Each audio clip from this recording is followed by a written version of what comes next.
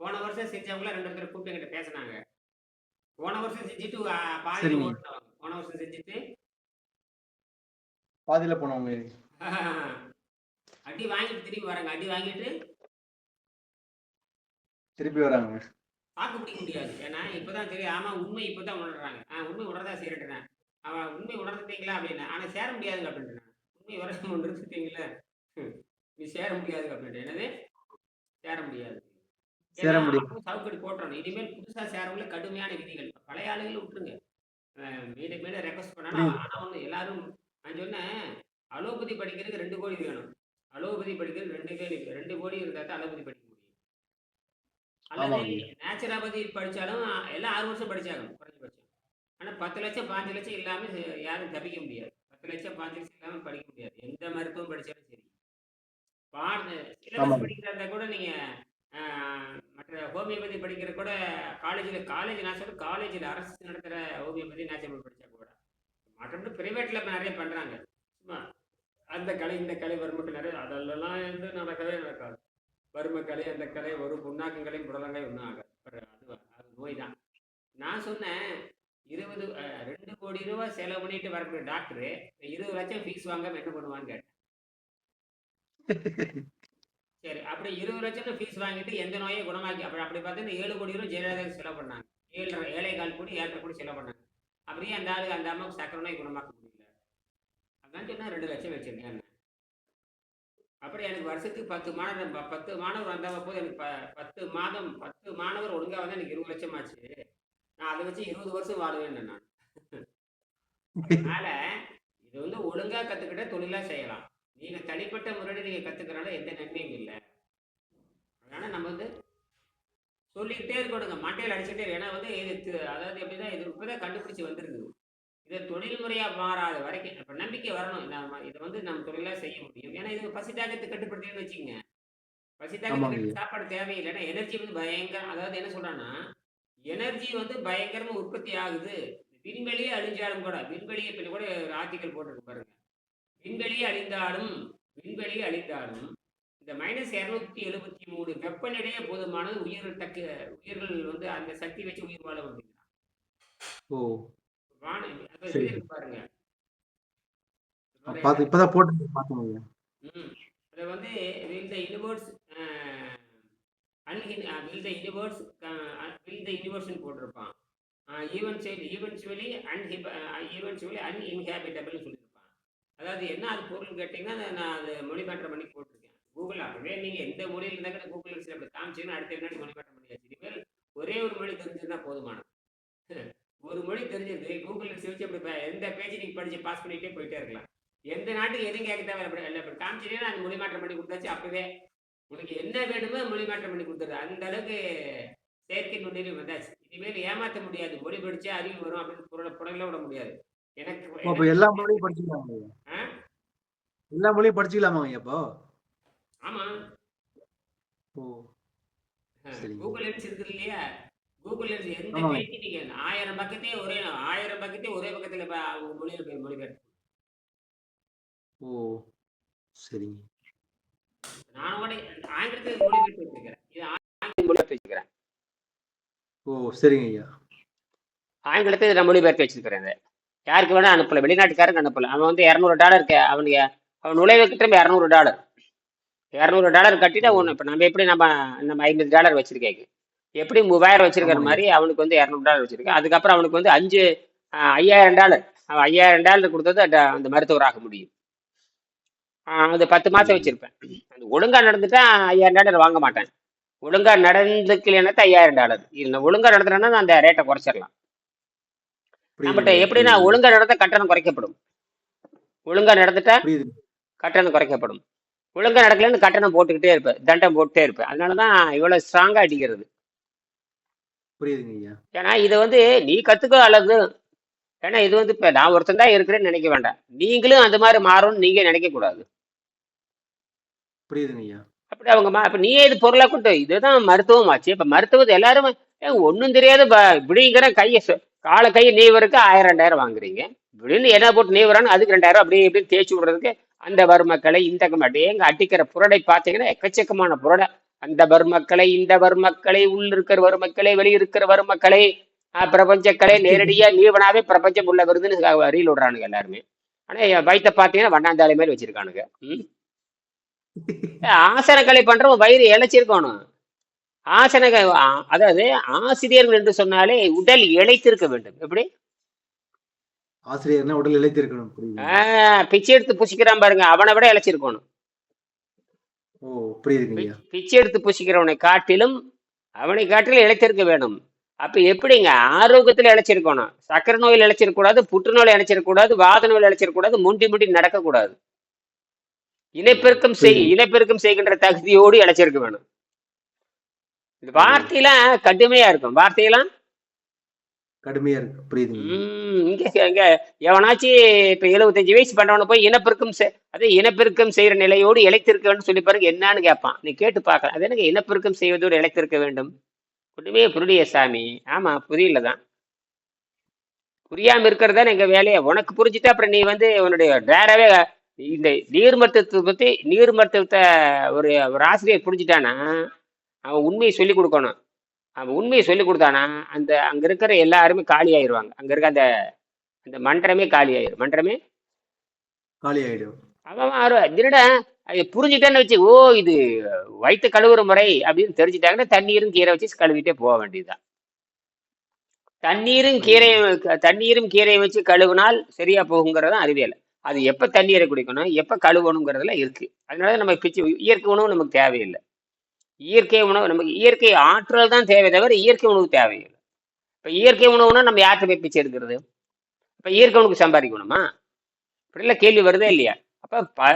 அப்ப இயற்கை உணவு என்பது வெளிக்கு போறக்கே தவிர சாப்பிடுவதற்கோ இயற்கை உணவு உண்டு வாழ்வதற்கு கிடையாது. இயற்கை உணவுனா வெளிக்கு போறதுக்கு தான் நான் சொல்லணும். இயற்கை உணவு எதுக்கு சாப்பிட்றேன்? வெளிக்கு போறதுக்காகத்தான் இயற்கை உணவு தவிர சோத்தை தின்னுட்டு வாழ்ற மாதிரி இயற்கை உணவு தின்னுட்டு வாழ்றது கிடையாது. என்ன யாரோட ஏமாத்துறீங்கன்னு கேட்கலாம்.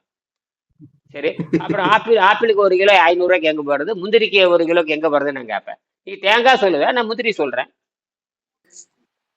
தேங்காய் எண்ணெய் செத்துது, முந்திரி எண்ணெய் செத்துதான். தேங்காயும் எண்ணெய் செத்துதான், முந்திரியும் எண்ணெய் செத்து. முந்திரி புளிஞ்சாலும் முந்திரி எண்ணெய் வரும், தேங்காய் புளிஞ்சாலும் எண்ணெய் வரும். எல்லாம் எண்ணெய் கொழுப்பு செத்துதான். அப்படி சொல்லு. அப்ப கொழுப்பு தப்புன்னு சொல்லு. இப்ப அதை மாற்றிட்டாங்க. தேங்காய் கொழுப்பு. அது காய்கறி, அது கொழுப்பு தன்மை. அது மலக்குடலை சுத்தப்படுத்தாது, பெருங்குடலை சுத்தப்படுத்தாது. பழங்கள் வேகமா சுத்தப்படுத்தும். இது பழங்கள் வேகமா சுத்தப்படுத்தும். தேங்காய் குடலை சுத்தப்படுத்தாலும் சாவு ரெடின்னு அர்த்தம். ஒரே கேள்விதான். தேங்காய் சுத்தப்படுத்துமா, மாங்காய் சுத்தப்படுத்துமானா, மாங்காய் என்பது காய்கறி வகை சார்ந்தது. தேங்காய் என்பது எண்ணெய் வித்து வகை சார்ந்தது. இந்த தேங்காய்னு சொல்ல, தேங்காய்னா எண்ணெய் வித்து தான். எண்ணெய் வித்து எப்படி குடலை சுத்தப்படுத்தாது. அதனாலதான் தேங்காய் சாப்பிட்றவனுக்கு நோய் தீர, வாய் நாட்டம் தீர. எவன் தேங்காய் திங்கிறானா அவன் வாய் நாத்த பிணனா தடிக்கும். எப்படி நாட்டடிக்கும்? பிணபாடை அடிக்கும். பழம் சாப்பிட்டு வெளிக்கு போகணும். நான் சொல்ல பழம் சாப்பிட்றது வெளிக்கு போறதுக்கு தான். அப்படின்னு வாய் மூடிட்டு கம்முனுதான் இருக்கணும். வாய் மூடிட்டு முருகன் அருணகிரிநாதருக்கு அவர் கடுமையான தோல் நோய் வந்துருச்சு. அப்படி ஒரு புராணம் சொல்லுது. இந்த புராணத்துல இந்த பாட்டெல்லாம் பாடுற, நீ எல்லா பாட்டும் பாடிட்டேன், நமக்கு அருள் புரிவாயாக, நம்ம தோல் நோய் அந்த ஆளுக்கு வந்துருச்சு, நீ சும்மா வாயை முட்டி சும்மா இருந்தோடனே வாயை முட்டி சும்மா இருறான்ட்டான். முருகன் என்ன சொல்லியிருக்கேன்? வாயை முடிட்டு சும்மா இரு. அத சும்மா என்று இரு மனமே, சும்மா என்று இரு மனமே, சும்மா இரு மனமேன்னு சொன்னியே அவன் நல்லா புரிஞ்சுட்டு, ஓ வாயத்தான் மூட சொல்றான், சோத்தை நிறுத்த சொல்றான்னு அவன் புரிஞ்சுக்கிட்டான். தப்புன்னு சோத்தை நிறுத்தணும்னு எல்லாமே நல்லாயிடுச்சு. அதுதான் அதுக்கு சும்மா இரு மனம்னு என்ன அர்த்தம்னு கேட்டீங்கன்னா, இந்த மனம் தான் வேசிகள் மாதிரி தின்னுக்கிட்டே இருக்கும். ஆண்களும் பெண்களும் என்ன உணவு வேட்டையாடுறாங்கன்னா அந்த வகை சார்ந்த கீழ் மக்கள்னு அர்த்தம். கண்டபடி உணவை திங்கிறவன் கீழ் மக்கள் அர்த்தம். கண்டபடி உணவு காலையில மத்தியானம் ராத்திரி பகல் இரவு பகல் நோக்க நொடின்னு இல்லாம தின்னுட்டே இருக்கல அந்த கீழ் மக்கள்னு அர்த்தம். என்னது கீழ் மக்கள்? காலம் பார்த்து நேரம் பார்த்து அதை எப்படிலாம் பார்த்து உணவை யார் குறைத்துக் கொள்கிறானோ, உணவை குறைச்சிக்கிட்டு ஆரோக்கியம் வருங்கிறான். அதனாலதான் அதனாலதான் உண்டி சுருங்கின் உபாயம் பலவளன்னு எழுதினாரு. பல ஆயிரம் ஆண்டுகளுக்கு புரியுது. முன்னாடியே எழுதினாரு. இதை இந்த முண்டங்கள் யாரும் புரிஞ்சுக்கல. ஏன்னா திருமந்திரமே இங்க இருக்க இந்தியாவில் இருக்கிற யாருக்கும் தெரியாது, தமிழும் ஆமாங்க. தெரியாது. அதே மாதிரி பதஞ்சலி படிச்சிருக்கணும்னா சமஸ்கிருதம் தெரிஞ்சிருக்கணும். திருமந்திரம் படிக்கணும்னா தமிழ் தெரிஞ்சிருக்கணும். அப்ப திருமந்திரம் தெரியாது, பதஞ்சலியும் தெரியாது. அப்ப இவனால எந்த சிஸ்டத்துல சேர்த்துறது? பதஞ்சலி படிக்கணும்னா சமஸ்கிருதம் படிச்சிருக்கணும், திருமந்திரம் ஓ. படிச்சிருக்கணும்னா தமிழ் படிச்சிருக்கணும். அது தமிழ். திருமந்திரத்துக்கு போல சொல்லணும்னா ஆழமான 10 PhD வாங்கியிருக்கணும் தமிழ்ல. அவனே தடுமாறுவான். நீ என்ன ஓ. பண்ற? நீ அவனை ஒன்றும் படிக்க தெரியாதவே தமிழ்நாட்டில் உட்காந்துட்டு யோகம் பண்றேங்க தியானம் பண்றேன்னு கதை பேசுறது. ம்? தமிழ்ல ஒழுங்கா 240 எழுத்து சொல்ல தெரியாது அவனுக்கு. 240 எழுத்து எழுத சொல்லுங்க, ஒருத்தருக்கு எழுத தெரியாது. இப்ப இருக்கிற தமிழ் குழந்தைகளுக்கு தமிழ் எழுத தெரியாது. ஆமாங்க. ம். ஏன்னா ஆங்கிலம் படிச்சா அதான் நேரா 10வது படிக்கிற குழந்தை வந்து இன்னைக்கு என்னன்னா 1 2 3 சொல்றது இல்லைங்க, 1 2 3 சொல்றாங்க. ஆனா 1 2 3 சொல்ல தெரியல. அப்படிதான் போயிட்டு இருக்குங்க இன்னைக்கு ஆமா ஆமா, அவங்களுக்கு தமிழ் தமிழே தெரியாது. ரொம்ப சௌரியம். அவங்க அப்ப தமிழே தெரியாது அவனுக்கு, நோய் வந்து தீர்க்க தெரியாது, சாவுதான். புரியுதுங்க. தமிழ் தெரியல அப்படின்னா சாவு கெட்டி தான். தமிழ் சாவு கெட்டி. என்ன உலகத்துக்கு சாவு பண்ணி அடிச்சாச்சு. ஆங்கிலம் படிச்சுட்டு போறான் இல்லையா, இங்க நோய் குணமாக்க சொல்லுங்க பார்க்கலாம். நோய் குணமாக்க முடியாதா? ஆங்கிலம் படிச்சா நோய் குணமான்னு சொல்லவே இல்லை. ஆங்கிலம் படிச்சா அறிவு வரும்னு எந்த வெள்ளைக்காரரும் சொல்லவே இல்லை. ஆங்கிலம் படிச்சா அறிவு வரும்னு சொல்லல, ஆங்கிலம் படிச்சா சம்பளம் கிடைக்குன்னு சொல்லல, ஆங்கிலம் படிச்சா எங்களுக்கு அப்படி எவனுமே சொல்ல. ஆங்கிலம் படிச்சவங்களா அமெரிக்கா ஓடி வாருங்கள், ஆங்கிலம் படிச்சவங்களா இங்கிலாந்து ஓடி வாருங்கள். யாரும் அவநாட்டு பார்லிமெண்ட் பேசுறது எவனும் வரக்கூடாதுங்கிறான். எவனுமே எங்க நாட்டு அமெரிக்காரு எவனும் என் நாட்டுக்கு வரக்கூடாதுங்கிறான். இங்கிலாந்துக்காரன் பள்ளிக்கூடம் இன்னையெல்லாம் வந்து ஸ்டூடெண்ட் பாஸ்ல கிடையாதுங்கிற, அடிமை வேலை செய்யறதுக்கு மட்டும் வாடாங்கிறான். அதனால மான மரியாதையில போயிடுது. ஆமாங்க. சிபிஎஸ்சி படிச்சா வேலையும் இல்லை. நீ வந்து என்னது அரசாங்கம் நடத்துற, மத்திய அரசாங்கம் நடத்துற எந்த பள்ளிக்கூடத்தில் படிச்சாலும் வேலை கிடையாது. புரியுதுங்க. தமிழ் படிச்சாலும் வேலை கிடையாது, தமிழ் படிச்சாலும் வேலை கிடையாது. வேலை கிடையாது. நீ வருஷத்துக்கு 12 லட்சம் பேர் தேர்வு விடுவானுங்க. வருஷத்துக்கு +2 10th வந்து கிட்டத்தட்ட 12 லட்சம் பேர் வருவாங்க இல்லையா? 12 லட்சம் வருஷத்துக்கு 12 லட்சம் பேர் குறைஞ்ச வச்சு எழுதுறாங்க. 13 லட்சம் பேர் எழுதுறாங்க. இந்த 13 லட்சம் பேர் தமிழ்ல 100 மார்க்கு வாங்கிடுறான். அப்புறம் ஆங்கிலத்திலையும் 99 வாங்கிடுறான். வேலை கொடுத்துட்றாங்களா? கேள்வி இதுதானே. நான் கூட எஸ்எல்சி படித்தேன், பியூசி படித்தேன். நானும் எம்ப்ளாய்மெண்ட் எக்ஸ்சேஞ்சில் பதிவு பண்ணேன். ஒரு வேலை வாய்ப்பு கிடையாது கூட எனக்கு வந்தது கிடையாது. 1978 எழுதி வச்சது. அப்புறம் பாதி ஒரு 5-10 வருஷம் போச்சு. அப்புறம் 10 வருஷம் 5 வருஷம் போய் எந்த கடிதம் வர்றது, என்னைக்காவது ஒருக்க கடிதம் வரும். அது ஆமா, அங்க பார்த்து 10,000 பேர் உட்காந்துருப்பாங்க. அப்புறம் போச்சு, அப்பவே தெரியும் நமக்கு கிடைக்காதுன்னு. அப்ப இதுல இருந்து தெரிஞ்சு போச்சு, இந்த வயிற்றுப்பாடு இந்த வயிற்றுப்பாடு தான் இங்க பிரச்சனை. அதனால தான் சொல்றேன், இதுதான் நல்ல மருத்துவம். அப்ப இந்த 11ஆம் பாடத்துல அந்த பரிணாம சித்தாந்தம் அதோட முடிச்சுக்க வேண்டியது. ஒரு 10 நிமிஷம் பேசிட்டு முடிச்சுக்கலாம். டார்வின் பரிணாம சித்தாந்தம், அது உங்களுக்கு தெரிஞ்சா படிங்க. டார்வின் பரிணாம சித்தாந்தம் அது எந்த விதமாக, அது படிங்க. அது எந்த விதமான எதிர்காலத்தில் வளர்ச்சி அடையும் என்று எதிர்பார்ப்புகளும். பரிணாம சித்தாந்தத்தின்படி உயிரின வளர்ச்சி. கரெக்டா வருது. பரிணாம சித்தாந்தத்தின்படி உயிரின வளர்ச்சி. இப்ப வந்து என்ன சொல்லியிருக்காங்க, அது எதிர்காலத்தில் டார்வின் சித்தாந்தம் எந்த மாதிரி வளர்ச்சி அடையும் அந்த கேள்வி. இப்ப எந்த மாதிரி வளர்ச்சி அடையும்? இப்ப நாம பாத்தீங்கன்னா வாலில்லா குரங்கிலிருந்து மனிதன் தோன்றினான் அப்படின்னு சொல்றாங்க. அதுதான் உலகத்தினுடைய முதல் கண்டுபிடிப்பு. அதை கண்டுபிடித்து பரிணாம சித்தாந்தத்தை கண்டுபிடித்து உலகத்திலே தலை சிறந்த கண்டுபிடிப்பு பரிணாம சித்தாந்தம். பரிணாம சித்தாந்தத்தை சொல்லி விளக்கியவர் தான் டார்வின். பரிணாம சித்தாந்தம் தான் இந்த பரிணாமத்தை கண்டுபிடிச்சு உலகத்துக்கு கண்டுபிடிச்சு கொடுத்தார். அது மிகப்பெரிய அறிவியல் கண்டுபிடிப்பு, தலை சிறந்த கண்டுபிடிப்பு. எல்லா மதங்களும் ஆட்டி விட்டான். எல்லா மதங்களும், கிறிஸ்துவ மதம், இஸ்லாம் மதம், இந்து மதம், அந்த மதம், இந்த மதம், எல்லா மதத்துக்கும் இந்த புத்தி சொன்னவரும் கட்டி யாரு? சார்லஸ் டார்வின் தான். வாலில்லா குரங்கு தாண்டா மனிதனா மாறிச்சு, வால் இருக்கிறதுல எதுவும் மாறலடா, வால் தேய்ந்து போய் பல கோடி ஆண்டுகள் அங்க மாறி மனிதரா மாறிச்சிட்டான்னு ஓங்கி கட்டிச்சாரு. அப்படி அப்புறம் தான் பரிணாம சித்தாந்தத்தை ஒத்துக்க ஆரம்பிச்சிட்டாங்க. இன்னைக்கு குருட்டு முண்டங்கள் பரிணாம சித்தாந்தத்தை ஏத்துக்காது. இன்னிச்சு இந்த மதவாதி முண்டங்கள் பூரா அந்த பரிணாம சிந்தத்தை ஏத்துக்காது. அது ஒரு குருட்டு முண்டம், அப்படித்தான் இருக்கும். அவனால் நோயை தீர்க்கவும் முடியாது.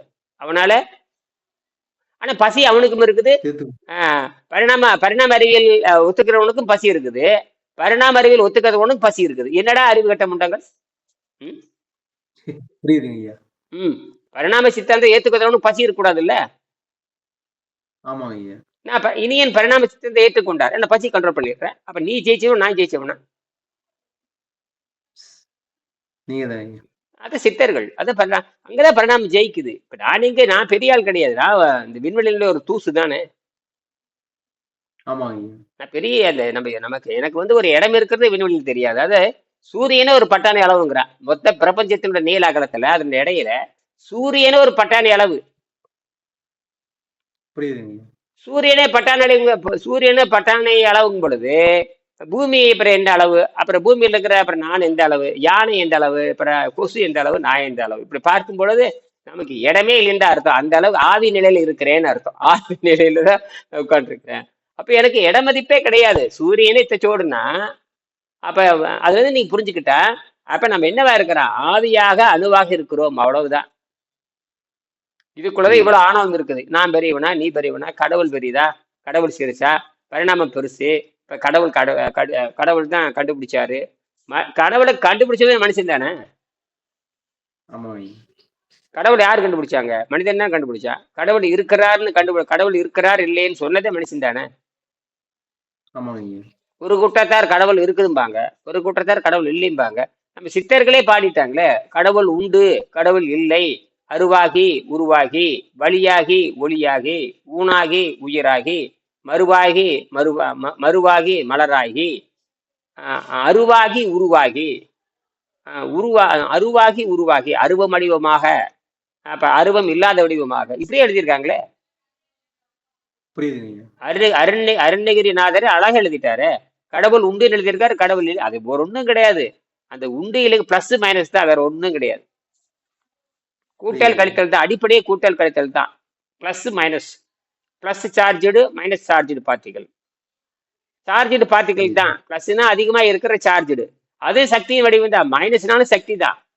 மைனஸ்னா கடவுள் இல்லைனாலும் சக்தி தான், கடவுள் உண்டுனாலும் சக்தி தான், அவ்வளவுதான். அது அதாவது பிளஸ்னாவே சார்ஜடு பார்ட்டிகள், மைனஸ்னால சார்ஜடு பார்ட்டிகள் தான்.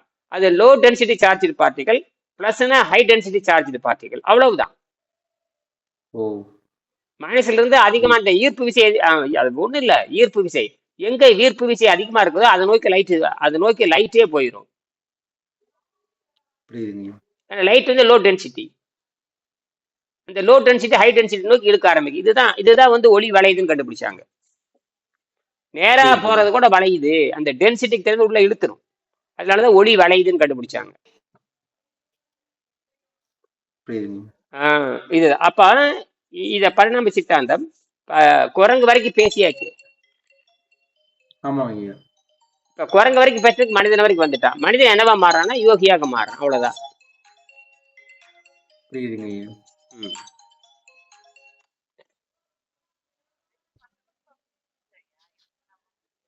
10 மணிக்கு நிகழ்ச்சி இருக்கு, வாங்க. வரலன்னா முயற்சி பண்ணுங்க, வரும் பாரு. 10 மணிக்கு ஓடிட்டு இருக்குது, 10 மணிக்கு. இப்ப வகுப்பு நடந்துட்டு இருக்கு. வகுப்பு நடந்து 10 நிமிஷம் ஆச்சு.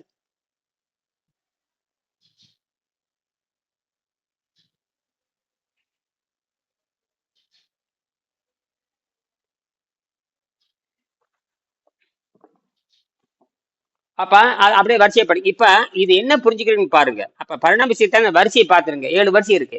இப்ப இது வரைக்கும் 6 வரிசை தான் சொல்லியிருக்காங்க. இப்ப 7வது வரிசைங்கிறது யோகிகள். 7வது வரிசை அப்படியே படிங்க. 1வது வரிசை படிங்க. அதுல வந்து இனப்பெருக்கத்தை படிங்க, அந்த தொடுநிலை படிங்க, இனப்பெருக்கத்தை படிங்க.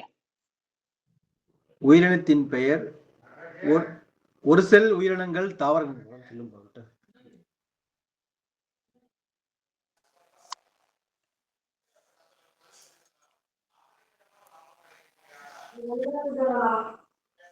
ஐயா சொல்லுங்க ஐயா. அதான் ஒரு செல் உயிரினம். இந்த ஒரு செல் உயிரினங்களும் தாவரங்களும். செல் உயிரினங்களும் தாவரங்களும் செயல் வந்து தொடுதல், அதிவேகம். தொடுதல் அப்படி பொறுமையா படிக்கணும். தொடுதல், அந்த அதுவும் தொடுதல்ங்கிற வேரியபிள். அறிவு, அதனுடைய தொடுதல்ங்கிற அறிவு வந்துடும். இனப்பெருக்க வேகம் படுபயங்கரமாக இருக்கும். அதான் விஷயமே. ஆமாங்க. மகேஸ்வரி பக்கத்தால் இருக்கிறீங்களா? ம். இருக்கு. இருக்கங்க ஐயா. ஆ, அந்த வந்துட்டாங்க ஐயா. உயிரினத்தின் பெயர் அது அந்த பட்டியலை வச்சுக்க வேண்டியது தானே. அந்த பட்டியலை வச்சுட்டு தொட்டுன்னா வருவேன். அதை ஒரு 2 நிமிஷம் பார்ப்பேன். 10 மணிக்கு அந்த 2 நிமிஷம் பார்ப்பேன். இருந்தா வகுப்பு நடக்க, இல்லைன்னா வகுப்பு நடக்காது. அது வந்து நீங்க தொட்டு பார்த்துக்க வேண்டியதுதான். 10 நிமிஷம், அதாவது 10 மணின்னு ஒரு 10 நிமிஷம் தொடுத்துட்டு பார்க்க வேண்டியதுதான். எனக்கு பயணத்தில் இருந்தா போட மாட்டேன், பயணத்தில் இல்லைன்னா போடுவேன். வந்தா பேசுவேன். ஒரு நாளைக்கு 8 வகுப்பு 7 வகுப்பு இருக்குது. இதுக்காகவே நான் ஃபைபர் நெட்வொர்க் போட்டிருக்கேன். ஏகப்பட்ட செலவாயிட்டு இருக்குது. சாதாரண செலவு இல்லை. வெளியிருந்து ஜிபி போட்டால் ஒரு நாளைக்கு 10 ஜிபி வேணும். பயங்கரமாக ஃபைபர் நெட் போட்டாச்சு. இதுக்கே மாதம் 1000 ரூபா வரணும். இதுக்கெல்லாம் இப்படி எல்லாம் போயிட்டு இருக்கு. ஏன்னா இந்த ஃபைபர் நெட்டு தான் ரொம்ப எளிமையா இருக்கு. ஒரு மாசத்துக்கு 4000 ஜிபி ஃப்ரீ. ஒரு நாளைக்கு 100 ஜிபி பயன்படுத்தலாம். சினிமாவே எடுக்கலாம், அந்த அளவுக்கு இருக்குது. சரிங்க. அதனால முடிஞ்ச அளவுக்கு எல்லாரும் இந்த வகுப்பு புரிய நினைக்கிறவங்க ஒரு நாளைக்கு 5 ஜிபி 3 ஜிபி உங்களுக்கு செலவாகும். ரெக்கார்டும் நீங்க பண்ண, நான் ரெக்கார்ட் பண்ணி போடுறதுனால உங்களுக்கு அந்த வேலை மிச்சம். சரி, அந்த தொடுதல் நிலை, அந்த உள்ள அறிவு வந்து தொடுதல் நிலை வருது. இனப்பெருக்க வேகம் பயங்கரமாக இருக்கிறது. ரொம்ப முக்கியம். இனப்பெருக்க வேகம் பயங்கரமா இருக்கு. இந்த இனப்பெருக்கத்தை புரிஞ்சுக்கிட்டு தான் நீங்க என்னவா மாறுறீங்கன்னா, இந்த வாலில்லா குரங்கு மாறி வாலில்லா குரங்கு மனிதனா மாறுது. அந்த மனிதன் என்னவா மாறனா யோகியாக மாறுகிறான். இதான் விஷயம். யோகிங்கிற பேச்சு ஏற்கனவே 10,000 முன்னாடி வந்தாச்சு. யோகிகள், ஞானிகள், தேவர்கள் நம்ம நாட்டுக்கு புதுசு கிடையாது, பழசு. பிராணத்திலும் யோகிகள் ஞானிகள் இருந்திருக்கிறாங்க. நேர்ல நடைமுறையிலையும் யோகிகள் ஞானிகள் வந்துட்டாங்க. புராண கதையிலும் யோகி ஞானிகள் இருக்கிறாங்க, நடைமுறையிலும் சித்தர்கள் யோகிகள் ஞானிகள் வந்துட்டாங்க. அப்ப 2 கருத்து விடத்தில் இருக்கிறாங்க, செயல் விடத்தில் இருக்கிறாங்க நம்ம கிட்ட. ஆனால் யோகிகள், ஞானிகள், சித்தர்கள் எல்லாம் வந்து இந்த மேற்கு நாட்டு முண்டங்களுக்கு கிடையாது. மேற்கு நாட்டு முண்டங்களுக்கு கிடையாது. அவங்க துரதிருஷ்டவாளிகள். அவங்களுக்கு அதிர்ஷ்டமே இல்லாத மக்கள். 2வது மேற்கு நாட்டு விஞ்ஞானத்தின் பனிப்பகுதியை சேர்ந்தவன். அவனுக்கு சூடு சொரணே இருக்காது. யாருக்கு சூடு சொரணை இருக்காது? அந்த பனிப்பிரதேசம் இருக்கிறவனுக்கு சூடு சொரணமே இருக்காது. அவன் எந்த மொழியும் ஒழுங்கா பேச முடியாது. அது மட்டும் இல்ல, குடும்ப ஒழுக்கம் கிடையாது. குடும்ப ஒழுக்கம் கிடையாது. புற ஒழுக்கம் இருக்குமே தவிர அக ஒழுக்கம் கிடையாது. யாரு கூட உடல் உறவு கொள்ளுவாங்க, யாரோட குழந்தை பெற்றுக்குவாங்க. அந்த குழந்தை பெற்றதுல அவங்க பொருளே கிடையாது. அது குழந்தை யாருக்கு பெற்றது, எப்படி வளர்க்கணும், பன்னிக்குட்டி மாதிரி தான் அவங்க எல்லாம். அதனால 15 வயசு விட்டு, அதனால 5 வயசுல விட்டு ஓடிடுவானுங்க. அது எங்கேயே மேய்ஞ்சிட்டு இருக்கும். அப்படியே பன்னிக்குட்டி மாதிரி எங்கேயே மேய்ஞ்சிட்டு இருக்கும். இப்ப இந்த மாதிரி இருந்தா எப்படி? இந்த மாதிரி இருந்தால் அது என்ன வாழ்க்கை? இதெல்லாம் கண்டுபிடிச்சவங்க தான் சித்தர்கள். அப்ப காமத்தை ஒழுங்குபடுத்தினாங்க. காமம்னா என்ன? இப்ப காமத்துக்கு காரணம் சொன்னாங்க. அப்புறம் காமம் வேணும், பொருள் வேணும்னாங்க. அந்த பொருள் சொல்லிக்கும் பொழுது அறவடையில பொருள் ஈட்டணும்னாங்க. அறவடையில பொருள் ஈட்டி தூக்கணுங்கிறாங்க. அறவடையில பொருள் ஈட்டி இன்பத்தை அனுபவிக்கிறாங்க. அப்ப அறம், பொருள், இன்பம் 3 இங்க வந்துருது. அறவடையில பொருள் ஈட்டி இன்பத்தை அனுபவிக்கணும். அப்போ தேர்ந்தெடுக்கிற துணைவியார் கூட அறவழியில தேர்ந்தெடுக்கணும்.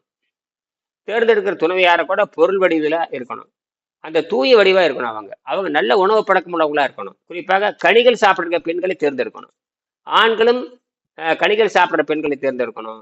பெண்களும் கனிகள் சாப்பிட்ற ஆண்களை தேர்ந்தெடுக்கணும். இதெல்லாம் அடிப்படை தகுதியை வச்சுக்கணும். சாதாரண உணவு திங்கிறவங்களுக்கு கற்பப்பை சுத்தமா இருக்காது. பிறக்கும், அது மந்தமா இருக்கும், அக்குறும் பிடிச்சதா இருக்கு. அந்த குழந்தை பூரா நோயோட தான் பிறக்கும். அப்ப இதெல்லாம் இப்ப இருந்தே தகுதி பண்ணிக்கணும். என் பொண்ணுக்கு இதான் சொல்லிக் கொடுக்குறேன். நீ வந்து நல்ல உணவு பழக்கம் இருக்கணும், அதே மாதிரி அவனும் நல்ல உணவு பழக்கம் இருக்கணும். இல்லைன்னா பிறக்கிற குழந்தை அப்புறம் கோமாளி மாதிரி தான் பிறக்கும். நான் சொல்லிட்டேன், குழந்தை பிறக்கும் கோமாளி மாதிரி இருக்கும் அப்படின்னு சொல்லியாச்சு. இப்ப என் பொண்ணுக்கே சொல்லியாச்சு, நீ கல்யாணம் பண்றப்ப இப்படி எல்லாம் இருக்கணும். இருந்தா அந்த குழந்தை வந்து ஆரோக்கியமான குழந்தையா இருக்கும். நீ அந்த குழந்தை இயற்கை உணவுல வளர்க்கணும், நீ உடலை சுத்தப்படுத்தணும்னு சொல்லியிருக்கேன். செஞ்சா நல்லது, இல்லாட்ட பாதியில போயிடுவேன். நான் செஞ்சா நல்லது, இல்லைன்னா பாதியில போயிடுவேன். என்னை பத்தி கவலை இல்லை. நம்ம அறிவியல் தான் கொடுக்க முடியும், அறிவுரை தான் கொடுக்க முடியும். இப்படி தரத்தை நிறுத்திலாம் போக முடியாது. தோலுக்கு மேல போயிட்டு தோழன் தான். அப்ப 2வது புழுக்கள் முதலியான 2வது உயிரினம் பாருங்க, தாவரத்திலிருந்து மாறி புழுக்கள் வந்துருச்சு. அது பாருங்க, ஆமாங்க. அறிவு நிலை பாருங்க, 2 அறிவு நிலை இருக்கும் பாருங்க. இதோட முடிச்சுக்கலாம். வேகமா முடிச்சுக்கலாம். 2 அறிவு சரிங்க நிலை ஐயா. இருக்கும். தொடுதல் இருக்கும், அப்புறம் நகர்தல் இருக்கும். 2 அறிவு நிலை வந்தாச்சு. அப்ப அறிவு நிலை ஆமாங்க. வளர்கிறது. அப்ப இனப்பெருக்கம் பாருங்க எப்படி இருக்கும். இனப்பெருக்கம் பாருங்க. குறைந்த வேகம். ஆரம்பத்துல பயங்கர அதிவேகமா இருந்தது, அப்புறம் குறைந்த வேகமா மாறிடுது. குறைந்த வேகமா மாறுது. அறிவு நிலையில என்ன ஆகுது? அறிவு நிலை பாருங்க, எத்தனை அறிவு வருது? அறிவின் ஐயா புரியுதுங்க. அது தொடுதல் நகர்தல் வருதுங்க ஐயா. எத்தனை அறிவு வருது இந்த இடத்துல? 2 அறிவு. அத சொல்லுங்க. 2 அறிவு வருது. இனப்பெருக்க வேகம் குறையுது, அறிவு நிலை கூடுது. சரியா? ஆரம்பத்துல இனப்பெருக்க வேகம் அதிகமா இருந்தது, ஒரு அறிவு தான் இருக்கு. தொடு அறிவு மட்டும்தான் இருக்கு, ஆமாங்க. ஒரு அறிவு. இதுக்கெல்லாம் யோக மன்றங்கள் பதில் சொல்லணும். இந்தியாவில் இருக்கிற யோக மன்றங்கள் பரிணாம சித்தாந்தத்தை பேசணும். பரிணாம சித்தாந்தத்தை தெரியாத யோக மன்றம் இந்தியாவில் இருக்குது. இந்தியாவில் இருக்கிற அத்தனை பேரும் கோமாளி மன்றங்கள் தான் இருக்குது. இந்தியாவில் இருக்கிற அத்தனை மன்றங்களும் கோமாளி மன்றங்கள். சிவனை காட்டுறது, பார்வதி காட்டுறது, இப்படி காட்டுறதுக்கு தான் இருக்கானுங்களே தவிர உங்களை அறிவாளி ஆக்கிறதுக்கு. உள்மனம், ஆழ்மனம், நடுமனம் இப்படி இப்படி பேசிட்டு அது 5 மனம். அது உண்மைதான். உள்மனம், ஆழ்மனம், அதுக்கப்புறம் மேல் இருக்கு. அதுக்கப்புறம் ஒரு வழிப்பட்ட மனம், அந்த மாதிரி மனம் இருக்குது. அதுக்கு உண்மையாலும் அந்த உள்மனம், ஆழ்மனம், அந்த புலங்க மனம்லாம் கிடையாது. அந்த மனமே எப்படி சொல்றாங்க பதஞ்சலி யோக சூத்திரம் தெளிவா சொல்லுது. அது பாத்தீங்கன்னா சிதறுண்ட வடிவம், மந்த வடிவம், கூட்டு வடிவம், ஒரு வழிப்பட்ட வடிவம், ஒடுங்கிய வடிவம். இதுதான் சயின்ஸ். சரிங்க ஐயா. இந்த ஆஸ்திரியா அந்த முண்டங்கள் சொல்லுது பாருங்க. இந்த முண்டங்கள் ஆஸ்திரியாவை சேர்ந்த அவர் பேரு சிக்மண்ட் பிராய்டு. அவரு தான் முதல்ல இந்த மனம்னு ஒண்ணு இருக்குன்னு மேற்கு நாட்டவருக்கு புரிய வச்சாரு. சிக்மண்ட் பிராய்டு, அவர் பிலாசபர். அவர் தான் இன்ம மனம்னு ஒண்ணு இருக்கு. அவர் என்ன பண்ணாரு, அவருக்கு தெரிஞ்ச மொழியில நீங்க சொன்ன மாதிரி மேல் மனம், நடுமனம், ஆள் மனம் பிரிச்சாரு. அதுக்கப்புறம் கீழே 4வது மனம் இருக்குது, 5வது மனம். அது சித்தர்கள் கண்டுபிடிச்சது. சித்தம்னாவே 5ன்னு அர்த்தம். சித்தர்னாவே சித்தம் அப்படின்னா மனம்னு அர்த்தம். சித்தம்னா மனம். சித்தம் கலங்கினான். சித்தம் கலங்கினான் என்ன அர்த்தம்? சித்தம் கலங்கினான் என்ன அர்த்தம்? சித்தம் கலங்கினான், சித்தம் கலங்கி போச்சு என்ன அர்த்தம்? மனம். மனம். அப்ப மனிதன் மனத்தால், அதனால சித்தர்கள்னு பேரு. சித்தர்கள் சித்தத்தை அடிப்படையாக கொண்டவங்க அர்த்தம். மருந்தை அடிப்படையாக கொண்டவங்க கிடையாது. அதனால சித்தர்கள் மருந்தை பரிந்துரைக்க மாட்டார்கள். இவன் என்ன பண்ணிட்டான், சித்தர்கள் பொருளை மருந்து வைக்க ஆரம்பிச்சுட்டான். இவனுக்கு என்ன பண்ணிட்டானுங்க, சித்தர்கள் மருந்து வைக்க ஆரம்பிச்சுட்டானுங்க. மருந்து வியாபாரத்துல பணம் சம்பாதிக்கிற, மருந்து வியாபாரத்துல அதுல ஆட்டை போட்ட ஆரம்பிச்சிட்டாங்க. தாடி விட்டுட்டா சித்தர். லேகியம் காய்ச்சி கொடுக்கறது, எண்ணெய் காய்ச்சி கொடுக்கறது, அப்ப அதுல பணம், அது பணம் சம்பாதிக்க ஆரம்பிச்சிட்டாங்க. அதெல்லாம் என்ன வாங்கி போச்சு, பணம் சம்பாதிக்கிற வடிவம் போச்சு. அவனுக்கு சக்கரை நோய் இருக்கு, அவன் லேகியம் திக்க மாட்டான். அவன் தயாரிக்கிற லேகியத்தை அவன் திக்க மாட்டான். ஆனா அடுத்தவனுக்கு சப்ளை பண்ணிட்டு இருப்பான். அவன் தயாரிக்கிற லேகியத்தை அவன் தின்னு சக்கரை நோய் குணமாக்க வேண்டியதானே. யாராவது தனக்கு அது மருத்துவத்துல, அதாவது லேகியம் மருத்துவமா இருக்கட்டும், மருந்தா இருக்கட்டும், மாத்திரையாகட்டும், எவனாச்சும் சளி இல்லாம இருக்கானு பாருங்க. கபம் இல்லாம இருக்கானு பாருங்க. கபம் இல்லாதவனுக்கு அப்புறம் எதுக்கு வைத்தியமா இருக்கிறேன்? ஒண்ணு கபம் இருக்கக்கூடாது. உனக்கு கபம் தானே அடிப்ப. கபத்தை பத்தி பேச, வாத பித்தம் கபம்ங்கிற. உனக்கு தொண்டையில மூக்குல ஒழுகிட்டு இருந்தா அப்ப என்னடா நீ வைத்தியன்? அடிப்படையே தப்பா போகுது. சரி, சித்த மருத்துவர்களுக்கு தொண்டையில கபம் இருந்தா அப்புறம் அலோபதி பத்தி சொல்லவே வேண்டும். அவன் சளி பிண்டமாவே உட்காந்து இருக்கிறான். அலோபதி மருத்துவ பூராவே சளிதான், உடம்பு பூரா சளிதான், உடம்பு பூரா சளிதான். ரெண்டும் வெளிக்கும் போக மாட்டானுங்க. வெளிக்கும் போக மாட்டானு, ஒண்ணுக்கும் போக மாட்டானுங்க. ஐயோ, ரொம்ப ரொம்ப கொடுமை. இவனாவது வெளிக்கு போயிட்டு இருப்பான், அலோபதி சுத்தமா போகாது. வெளிக்க போறது தப்பும்பா. அவன் பீ போடுறதே தப்புங்க, வெளிக்கு போறது தப்புன்னு சொல்ற முண்டங்களா இருக்குது. மலம்பு அதுக்கு தவறான வழியில் கருத்து சொல்லுவானுங்க. நம்ம வயிறு கெட்டு போய் மலேரியா, வயிறு கெட்டு டயோரியா வரும். வயிறு கெட்டு டயோரியா அது போக்கு கடுமையான வயிற்றுப்போக்குன்னு சொல்லுவாங்க. அது அந்த வயிற்றுப்போக்கு வந்துட்டா உடம்பு கெட்டு போய் உள்ளுக்கிற அழுகி போனது பூரா கரைய ஆரம்பிக்கும். அந்த என்ன பண்ண, உடம்பு ஒவ்வாமையின் காரணமாக உள்ள இருக்கிற எல்லா விஷத்தையும் போயிடும், மயக்கம் வந்துடும், பயங்கர மயக்கம் வரும், அப்படியே அமைதியா இருக்கணும். உடம்புல புரியுது எந்த அந்த அந்த வயிற்றுல இருக்கிற மலமெல்லாம் போனதுக்கு அப்புறம் தான் இந்த சுறுசுறுப்பு வரும். இப்ப என்ன பண்றான் தெரியுமா, அந்த பயந்து போய் மலம் போனா பலம் போச்சுன்னு தப்பா எழுதி வச்சுட்டான். என்னது, மனம் போனா பலம் போச்சு. மலம் போச்சுன்னா பலம் போயிருந்து தப்பா எழுதி வச்சுட்டானுங்க. அந்த மலம் ஏன் உடம்பு வெளியேறுதுன்னா, தேவையற்ற சளியை, தேவையற்ற நச்சு பொருளை வெளியேற்றுவதற்கு இவனை படுக்க வைக்குது. படுக்க வச்சு ஓய்வில் இருக்க வச்சு அவனை சுத்தப்படுத்துது. அது அவனுக்கு புரியாம, ஐயோ நம்ம படுக்க வச்சிருச்சு, எனக்கு பலம் போயிருச்சு, எந்திரிக்கவே முடியலன்னு சொல்றான். அது அல்ல, உடம்பு தன்னை சுத்தம் செய்வதற்காக அவனை படுக்க வைக்குது. உடம்பை சுத்தம் செய்வதற்கு அவனை வாந்தி எடுக்க வைக்குது. உடம்பை சுத்தம் செய்வதற்கு அவனை பேதி எடுக்க வைக்குது. அப்ப உடம்பு அவ்வப்போது சேர்ந்து விட்ட விஷத்தை வாந்தியின் மூலமாகவோ அல்லது வயிற்றுப்போக்கின் மூலமாக வெளியேற்றுவது என்பது உணர வேண்டும். அந்த விஷங்கள் உடனடியாக வெளியேற்றப்பட்ட விடட்டால், அந்த உணவு விஷம் உடனடியாக வெளியேற்றப்படாவிட்டால், எப்படி உடனடியாக வெளியேற்றப்படும்? பேதியின் வழியாக வெளியேற்றப்படும், வாந்தியின் வழியாக உடனடியே வாந்தி வந்துடும், உடனே பேதி ஆகுது. வருதா இல்லையா? ஐயோ சாப்பிட்டாங்க, ஐயோ தெரியலைங்க, வயிற்றுல புட்டுக்குது இல்லையா, அப்போ உடம்பு ஏத்துக்குன்னு அர்த்தம். ஐயோ வாந்தி வரும், அப்ப என்ன அர்த்தம்? உடனடியாக அது வாந்தி வெளியேற்றுறது விஷத்தை, உடனடியாக மலத்தை வெளியேற்ற. அப்படி வாந்தியில மலத்தை வெளியேறலைன்னா அது என்னவா மாறும் தெரியுமா? என்னவா மாறும் சொல்லுங்க? விஷமா மாறும். விஷம் மாதிரி என்னவா மாறிடுறது? கெட்ட ரத்தமா மாறும். கெட்ட ரத்தம் மாறினதுக்கு அப்புறம் என்னவா மாறும்? உடல் அழுகி போகும், கொழுப்பா மாறிடுங்க. கொழுப்பா மாறி உடல்ல பழி எடுத்து ஆரம்பிச்சிடும். கிட்டத்தட்ட இன்னும் பேர் வைக்கலையே அதுக்கு, ஏதோ ஒரு பேர் வைங்க. கொழுப்பா மாறினா ஏதோ ஒரு பேர் வைங்க அதுக்கு. கொழுப்பா மாறுறது சரிதான், வெளியேது எல்லாம் கரெக்டு தான், இன்னும் பேர் வைங்க, ஏதோ ஒரு பேர் வைங்க அதுக்கு. உடனடியாக அந்த நச்சுக்கள் வாந்தியின் வழியாக வெளியேற்றப்பட வேண்டும். சரி, நீங்க சொல்றதெல்லாம் கரெக்டு தான், இன்னும் சரியா சுருக்கமா சொல்லலையே, விரிவாத்தான் சொல்றீங்க. கொழுப்பா மாறுது அது விரிவு. ஒன்னே ஒண்ணு வேற என்ன சொல்லலாம், எளிமையா சொல்லுங்க பாக்கலாம். மலமா மாறிடும். அதுதான் மலமா போகுதே, அதை சொல்லியாச்சு. சரி, மலமா போறதுக்கு என்ன, மலமா போறதுக்கு ஒரு பேர் வைங்களேன். மலமா போறதுக்கு ஒரு பேர் வைங்க. கெட்டியான கழிவு. Solid waste. சரி, அது கரெக்டா ஒரு பேரு. சரி, நான் உங்க வாயிலிருந்து வருதான்னு பாக்குறேன் நான். அதாவது கரெக்டு தான். உங்களுக்கு மூளை, அதாவது மண்டையில உட்கார்ந்து இருக்குது, அது சரியா தப்பான்னு உங்களுக்கு சந்தேகப்படுறீங்க. அது நோயாக மாறுதுன்னு சொல்லுங்க. என்னது? அத சொல்றக்கே அடேங்க அப்பா. அதாவது உணா வாந்தியில போனாலும் நோவு, வயிற்றுல போனாலும் நோவு. இந்த ரெண்டும் வெளியேற்றப்படு. இந்த வாந்தியில போனா தப்பிச்சுக்குவான், வயிற்றுல போனாலும் தப்பிச்சுக்குவான். அந்த ரெண்டுலையும் போக அமுக்கி வச்சாங்கன்னு வச்சுக்கோங்க, இவன் அமுக்கிடுவான். உடனே போடுற மருந்தை போடுறான்பா, உடனே ஊசியை போடுறான்பா, டப்புன்னு அமுக்கி விட்டுருவானுங்க. அமுக்கு நன்ன அது புற்றுநோயா மாறும், அது கல்லீரல் நோயாக மாறும், அது கணைய நோயா மாறும், மூல வளர்ச்சி குன்றிய நோயா மாறும், அம்னிசியா மாறும், அப்புறம் டிஏடி சிஏடி கரோனரி ஆர்டரி டிசீஸ் இதயடப்பு நோயா மாறும், அப்புறம் அது சிறுநீரக நோயாக மாறும். இப்படி 51 வகையான நோய்களாக மாறுறதுக்கு வாய்ப்பு இருக்கு. 51 மேக நோய்ங்கிற. அப்போ இந்த உடம்பு என்ன பண்ணுதுன்னா உணவின் விஷத்தை வெளியேற்றுகிறது. இப்ப அதைத்தான் காலையில பண்றோம். நாம காலையில வெடிக்க போறோமே இல்லையா, அது உணவின் விஷத்தை வெளியேற்றுது.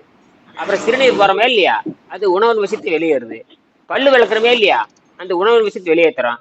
அதற்கப்புறம் கொழுப்பா இப்பதான் வருது. இப்ப கொழுப்பா படிச்சிருக்குது பாருங்க, அதை கரைச்சி வெளியேற்றணும். இப்ப இந்த 4 வகையில உணவை விஷமாக மாத்தி உடம்பு என்ன பண்ணுது, விஷமாக மாத்தி சேர்த்தி வச்சிருக்குது. இயற்கையாக 2 வழியில விஷம் போயிருது. மலமாக இயற்கை வெளியே போயிருது, சிறுநீராக போயிருது. ஆனா பல்லு விளக்குறது செயற்கை. இதுல பாருங்க, பல்லு விளக்குறது செயற்கை. தண்ணி குடிச்சு கொழுப்பு கரைக்கிறது என்னது?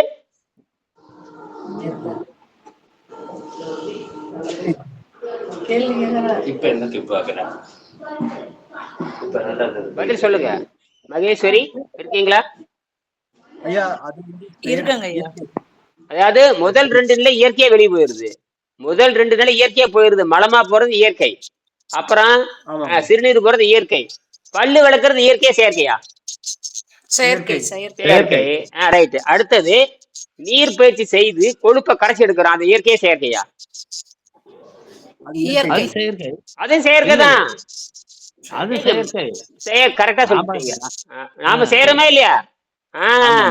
அதாவது நம்ம நல்லா புரிஞ்சுக்கணும். நம்ம நீரை மருந்தாக அருந்தி, நீருங்கிறது இயற்கை உணவு, அதை எடுத்து நாம சாப்பிட்டு சுத்தப்படுத்துறோம். ஆனால் அது செயற்கையா தானே செய்யறோம், அதான் கேள்வி. அப்ப இப்ப எளிமையா அப்ப இயற்கையாக 2 வழியில வெளியேற்றுது. நாம அதை புரிஞ்சுக்கிட்டு இயற்கைக்கு ஒத்துழைச்சு செயற்கையா அதுக்கு ஒத்துழைப்பு கொடுக்குறோம்.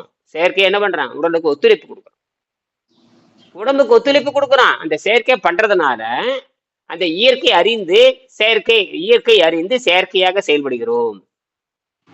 அப்ப அது என்ன பண்ணுதுன்னா, அந்த கொஞ்சோண்டு மலத்துல வெளியேற்றிடுறது, கொஞ்சோண்டு சிறுநீரை வெளியேற்றுறது, மிச்சத்துல கொழுப்பா சேமிக்க வச்சிருக்குது. அந்த கொழுப்பை கரைச்சி எடுக்கிறது. அப்ப இந்த கொழுப்பை கரைச்சி எடுக்கணும்னா உணவு பழக்கத்தை விடணும். உணவு பழக்கத்தை விடணும்னா தண்ணீர் தான் உங்களுடைய சிறந்த கரைப்பான். தண்ணீர் என்பது சால்வேஷன். எல்லா லேப்லயும் உலகத்துல எங்க போனாலும் தண்ணி தான் சொல்யூஷன், தண்ணி தான் சால்வேஷன்.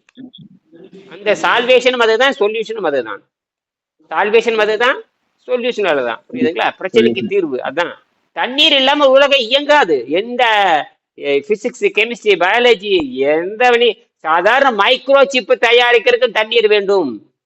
எலக்ட்ரானிக் சிப்பு தயாரிக்கிறதுக்கு பியூர் வாட்டருங்கிறான். எங்க போறது மாவன? எங்கேயும் போக முடியாது, அவ்வளவு கஷ்டம்.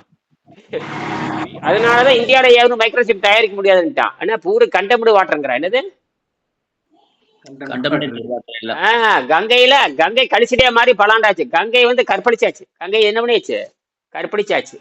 ஒரே நேரத்துல 70 கோடி பேர் குளிச்சு என்ன ஆகுது? கற்பழிச்ச மாதிரி தானே அது. அதான் ஆராய்ச்சி பண்ணி சொல்லிட்டானுங்க. அது ஈகோலி பாக்டீரியா பயங்கரமா இருக்கு, குடிச்சா பரலோகம்ட்டான். வேற சிவன்ட்ட போறலான்ட்டான். கும்பமேளான்னு சொல்லிட்டு போட்டு நார் அடிச்சுட்டாங்க. அது கும்பமேளா. ஆமா, சரி, இப்ப புரியுதா? ஆனா திருவள்ளுவர் கண்டனம் தெரிவிக்கிறார். இந்த மாதிரி குளிச்சு முழுகெல்லாம் தப்பிக்க முடியாம வள்ளுவர் எழுதுறாரு. இந்த குளிச்சுட்டு போறது, குளிச்சுட்டு கழுவுறது, வெளியே கழுவுறதுல ஏற்றுக்கொள்ள முடியாதுங்கிறாரு. வள்ளுவர் அப்பவே எழுதிட்டாரு. இந்த கும்பமேளாக்கு போறது, குளிச்சுட்டு நீராடுறதெல்லாம் ஒண்ணு ஏற்றுக்கொள்ள முடியாதுங்கிறாரு. வெளியே நீராடுறது, அப்படி குளிச்சுட்டு போறது, இந்த வெளியே பட்டை கொட்டை போட்டுக்கிறது, நீராடுவதெல்லாம் ஏற்றுக்கொள்ள முடியும் வள்ளுவர் எழுதுறாரு. எடுத்து படிச்சு பாருங்க.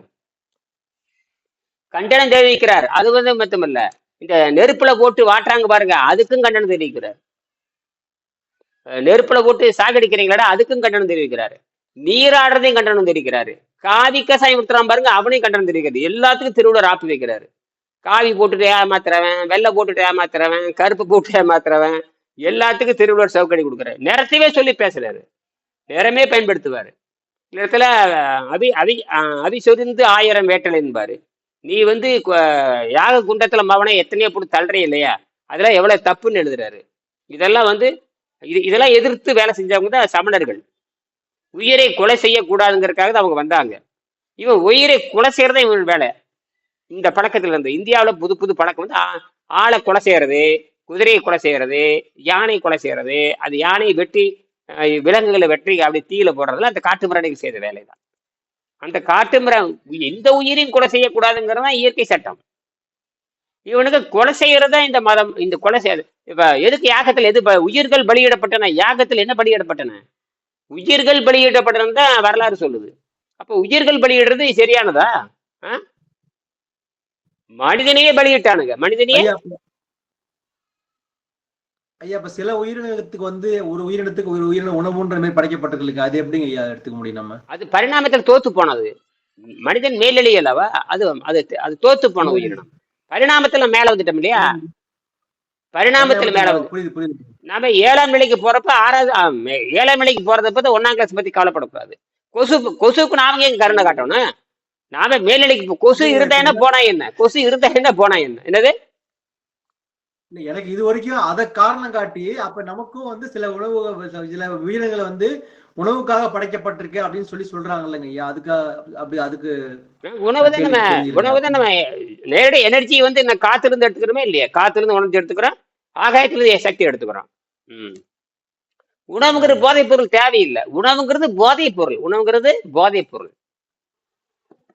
புரியுதுங்க ஐயா. உணவு சாப்பிடறவங்க ஆரோக்கியமா இருக்கணும் இல்லையா? கடவுள் கொடுத்தாருங்கிறான், உணவு கடவுள் கொடுத்தாருங்கிறான். சரி, இப்ப கடவுள் கொடுத்துட்டு தின்னுபடுத்தான் ஆஸ்பத்திரி போய் படுத்துக்கிற. ஆமா ஐயா. கடவுள் பேரிலேயே இப்ப கறி சாப்பிடலன்னா புரோட்டீன் இருக்காது, உடம்புக்கு சத்து கிடைக்காது, எலும்பு தேஞ்சு போயிடும், ஜவ்வு தேஞ்சு போயிடும். இப்படிதாங்க நம்ம சொல்லி ஒரு நாள் உண்ணாவிரதம் இருந்தாவே நம்மள வந்து பலவீனமாக்கி உடம்பு அவ்வளவுதான் நீ செத்துருவ அப்படின்ற மாதிரி இப்படி எல்லாம் பல சொல்லி கொடுத்துருக்காங்க. அந்த மாதிரி யாரும் நிரூபிக்கவே இல்லையே. இறைச்சி சாப்பிட்டா ஆரோக்கியம், இறைச்சி சாப்பிட்டா அறியாம இறைச்சி சாப்பிட்டா ஆரோக்கியம் வரும்னு யாரும் நிரூபிக்கவே இல்லையே. இறைச்சி சாப்பிட்டால் ஆரோக்கியம் வரும்னு யார் இது வரைக்கும் எந்த நோபல் பரிசு வாங்கல இல்ல, எந்த ஆஸ்கர் விருது வாங்கல, எந்த நோபல் விருது வாங்கல, இந்த ஒலிம்பிக் விரதம் எதுவுமே எந்த மெடல் வாங்கலையே. இறைச்சி சாப்பிட்டால் ஆரோக்கியம் வரும், இட்லி தின்னு ஆரோக்கியம் வரும்னு யாரும் நிரூபிச்சவே இல்லையே. இறைச்சி சாப்பிட்டால் ஆரோக்கியம் வரும் என்று இது வரைக்கும் எந்த வெள்ளைக்காரன் நிரூபிக்கவே இல்லையே. நான் கேட்கறேன், வெள்ளைக்காரன் திருப்பி கேட்கறேன். எந்த இங்கிலீஷ் படிச்சவனும் இங்கிலீஷ் படிச்சவன் அல்லது என்னன்னு வச்சுக்கல, ஏதோ அளவு படிச்சுட்டான்னு வச்சுக்குவேன், ஏன் நிரூபிக்கல இறைச்சி சாப்பிட்டால் ஆரோக்கியம் வரும், ஏன் நிரூபிக்கல? கொழுப்பு தின்னா ஆரோக்கியம் எதை வச்சுக்க சொல்லிட்டு இருக்காங்க இவங்க, ஏதோ சொல்லிட்டு இருக்காங்க இவங்க. இப்ப நீ கோமாளியா இருந்த நீங்க கோமாளியா இருந்தா அவன் நீங்க கோமாளியா இருக்கிறீங்க. கோமாளிகள் வேணுமல்ல. தப்பு இல்ல, கோமாளி அவ்வளவுதான். இறைச்சி அவன் சாப்பிடணும், அதுக்கு ஏதோ ஒரு காரணத்தை சொல்லிட்டு அதை சொல்றாங்களே ஒழிய மற்றபடி வந்து நன்கு உணர்ந்து பார்த்ததுன்னு சொன்னாக்கா இறைச்சி எல்லாம் இப்போ அதுதான் ஜென்ரலா வந்து best concept. Only water is the best diet. இது வந்து புரியாததுனால அவன் அதை எதையும் சொல்லிட்டு இருக்கிறான், அவ்வளவுதான். அவன் தெளிவா சொல்றான், எங்களுக்கு புரியலேங்கிறான். அவனு சொல்றான். அப்படின்னா நோய்க்கே மருந்து இல்லைன்னு சொல்றானே இல்லையா? எந்த நோய்க்கும் மருந்து இல்லை. எந்த உதாரணத்துக்கு நீ சக்கரை, எல்லா நோயும் விட்டுருங்க, இன்னைக்கு சக்கரை நோய் தான் வேகமா பரவுது. எந்த நோய் வேகமா பரவுது? வேகமா சக்கரை நோய் தான் அதிகம். அதிகம். எங்க பார்த்தாலும் ஒரு வீட்டு 4 பேர் சக்கரை நோய் தான். அப்பனுக்கு சக்கரை நோய், பாட்டிக்கு. வேர்ல்டுல மேஜர் டிசீஸே வந்து டயபெட்டிக் தான். அவள நாத்தான் அழுகி போயிடும். கால் அழுகி, கை அழுகி, குஷ்டரோகம் வந்து கொடூரம். என்ன கண்டுபிடிக்க வேண்டியதானே? முடியாதுன்ட்டான், முடியவே முடியாதுன்ட்டான். அதுக்கெல்லாம் மருந்து மாத்திரை கிடையாது, மாத்திரையும் கிடையாது. ஏன்னா அந்த சக்கரை நோய் வந்துட்டா 90 நோய் உள்ள குடி வந்துடும். சக்கரை நோய் வந்துட்டா அது மட்டும் இல்ல, அது என்ன மாதிரி டெரிபிள் பெஸ்டிலன்ஸ். டெரிபிள்னா பயங்கரமான பெஸ்டிலன்ஸ்னு ஒரு வகையான தொற்று நோய். அதாவது சக்கரை நோய் வந்துட்டாவே அவன் தொற்று நோயாளியே நான் மாறிடுறான். என்னவா மாறிடுறான்? தொற்று நோயாளியாக மாறி விடுகிறான். அவனே தொற்று நோயாளியை மாறி கிருமிகளை பரப்புகின்ற. அதனால நீங்க சக்கரை நோய் இருக்கிறவங்க கிட்ட போகக்கூடாது. சக்கரை நோய் இருக்கிறவன் அப்புறம் இந்த சிறுநீரகம் கிட்ட போகக்கூடாது. போனீங்கன்னா உங்களுக்கு ஒட்டிக்கு, உங்களுக்கு எல்லாமே மாட்டிக்கு. ஒட்டுவார் ஒட்டிம்பாங்க, நம்ம தமிழ சொல்லுவாங்க ஒட்டுவார் ஒட்டிம்பாங்க. என்னது ஒட்டுவார் ஒட்டி அப்படி. சரி, முடிச்சுக்கலாம் ஐயா. ஆக அந்த 3வது நிலையோட முடிச்சுக்கலாம். இந்த டார்வினோட 3வது நிலை பார்த்தீங்கன்னா பல வகை பூச்சிகள். 3வது நிலை பல வகை பூச்சிகள், தொடுதல், நகர்தல், காணுதல். அப்ப பாத்தீங்கன்னா அறிவு வேகம் பாத்தீங்கன்னா, அறிவு வேகம் 3 அறிவு வந்துருது. இனப்பெருக்க வேகம் குறையதே இல்லையா? ஆமாங்க ஐயா. 4வது அறிவு படிங்க. 4வது அறிவு என்ன வருது? பலவித ஊர்வன பாம்புகள் முதலியன. பல வகை ஊர்வன பாம்புகள் முதலியன. அதுக்கு எத்தனை அறிவுன்னு பாருங்க. 4 அறிவுங்க ஐயா. படிங்க. 4 அறிவு. தொடுகின்ற அறிவு, தொடுதல், நகர்தல், காணுதல், முகர்தல். அப்புறம் இனப்பெருக்க வேகம் என்ன ஆகுது? மேலும் குறைந்த வேகம். இங்க பாருங்க, இனப்பெருக்க வேகம் குறைய குறைய அறிவு பலம் அதிகமாகுது. இங்கதான் இயற்கை விளையாடுது. இனப்பெருக்க வேகம் குறையுது, அறிவு பலம் குறையுது. அறிவு பலம் குறையுதுங்க ஐயா. அறிவு பலம் குறையுதா? அதிகமாகுது. ஓ, நீங்க எது கோமா ஸ்டேஜ்ல இருப்பீங்களா தெரியுது. காலையில இட்லி நிறைய தின்ட்டீங்களா? ஐயா சாப்பிடலைங்க ஐயா. அப்ப மூளை நல்லா வேலை செய்யணுமே. சாப்பிடலனாலும் மூளை நல்ல வேலை. சரி, பரவாயில்ல. அவர்கிட்ட கொஞ்சம் எது பரவாயில்ல. அதாவது இனப்பெருக்க வேகம் குறையுது, அறிவு பலம் அதிகமாகிறது. சரி, 5வது பாருங்க. பறவைகள், விலங்குகள், பாலூட்டிகள். பறவைகள், விலங்குகள், பாலூட்டிகள். அது அந்த அறிவு தொடுதல், நகருதல், காணுதல், முகர்தல், வாய் ருசி. அப்ப எத்தனை அறிவு வருது? 5 அறிவு வருது. 5 அறிவுங்க ஐயா. அந்த இனப்பெருக்கம் பாருங்க. இனப்பெருக்கம் எவ்வளவு சொல்றான்? இனப்பெருக்கம் ஒரு தடவையில ஒரு தடவையில் பல பல குட்டிகளை ஈன்றுதல். ஒரு தடவையில் பல குட்டிகளை லட்சக்கணக்காக இருந்த கோடிக்கணக்கான ஆண்டுக்கு முன்னாடி லட்சக்கணக்காக இருந்தது. அப்படியே குறைஞ்சு 4-5 குட்டி போற அளவுக்கு வந்துட்டீங்க. அப்ப இனப்பெருக்க வகை குறையுது, அறிவின் பலம் அதிகமாகிறது. வைரஸ்ங்கிறது ஒரு அறிவு தான், கெமிக்கல் ரியாக்ஷன். புரியுதா? அப்ப அறிவு பலம் அதிகமாகிறது, இனப்பெருக்க பலம் குறைகிறது. அடுத்தது மனிதன் வரான். அடுத்தது 6 மனிதன் படிங்க. தொடுதல், நகர்தல், காணுதல், முகர்தல், வாய் ருசி பிளஸ் பகுத்தறிதல். அப்ப பகுத்தறிவுங்கிறப்ப இத்தனை 6 அறிவு வருது அந்த இடத்துல. சரியா? இனப்பெருக்கம் பாருங்க. இனப்பெருக்கம் ஒரு தடவையில் ஒரு பிள்ளை பெறுதல். அவ்வளவுதான்ப்பா. கோடி கணக்குல குட்டி போட்டிருந்து நீ மாறி மாறி மாறி மாறி மாறி கடைசியில எத்தனை தடவை வந்துட்டீங்க?